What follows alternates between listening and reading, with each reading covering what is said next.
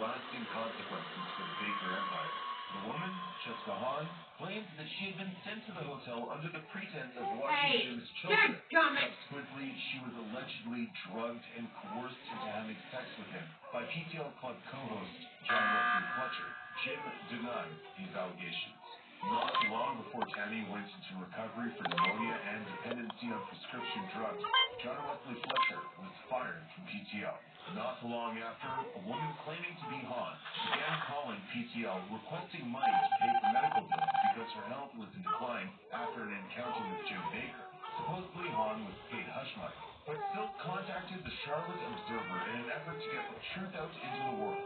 A reporter, Charles Shepard, followed the story, and in 1987 published it in print, which became the beginning of the end for the Baker's empire. Speaking more of the Hahn scandal, Tammy says in her memoir, Jerry Falwell had cleverly seized upon this time, one of the lowest points in our lives, to do his dirty work.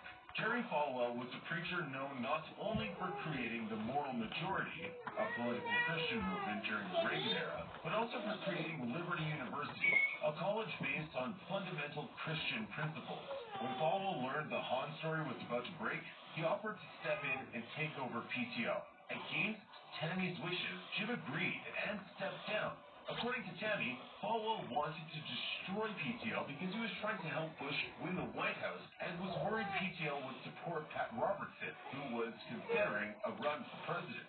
Falwell spread a rumor that Jim Baker was gay and that both the Bakers had extravagant paychecks and demands, ruining their reputation.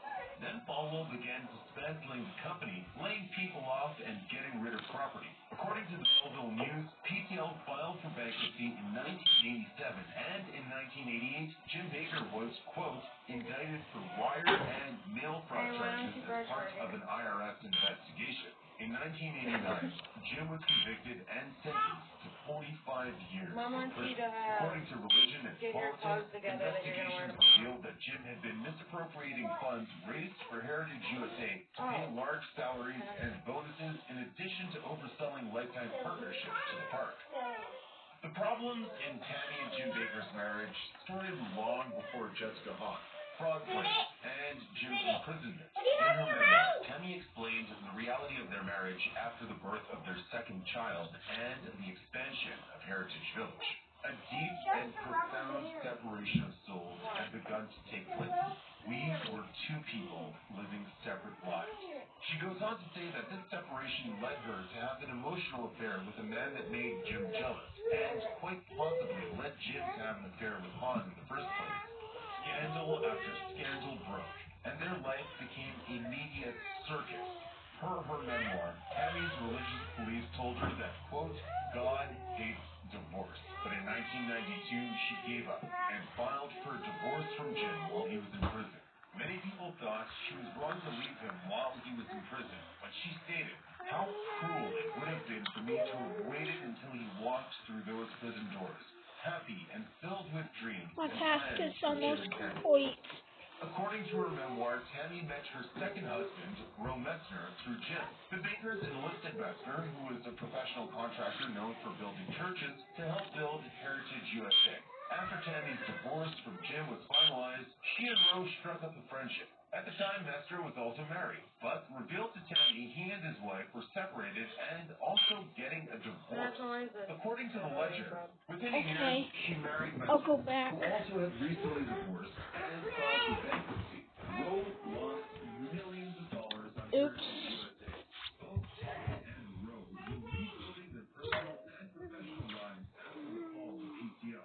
According to the Charlotte Observer, in 1996, second husband Metzner, who had been diagnosed with prostate cancer, was sentenced to nearly 3 years in prison on bankruptcy fraud charges. Metzner was convicted for concealing assets in his bankruptcy. He spent 27 months in prison. After his sentence, Alright guys, I'm looking for imposter the gay community took to Tammy that reports me. one just kiss, her makeup, her over-the-top emotions, and all the drama in her life.